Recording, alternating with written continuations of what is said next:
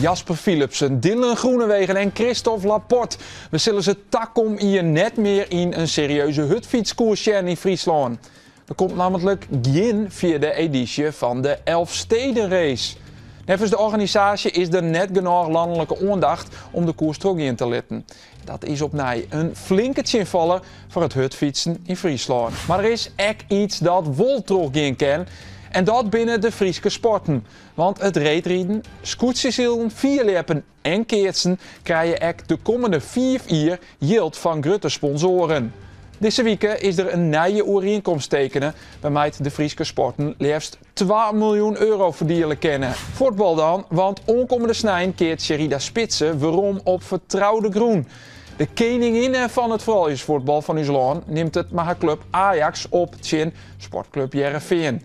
Spitsen is 34 jaar, had een oorend contract bij Ajax, doch gaat ze nog wel even terug met voetballen. Als het om Spitsen zelfs leidt al eerst, want ze hoopt nog een periode terug te gaan en wil dan voetbaltrainer worden. Er is dit weekend nog meer voetbal. Cambuur speelt Sint de Graafschap. Heerenveen krijgt bezitten van koprenner PSV. En vanzelfs Jesto de Manje weer alles oer in de sportcast. Graag ont de volgende flits.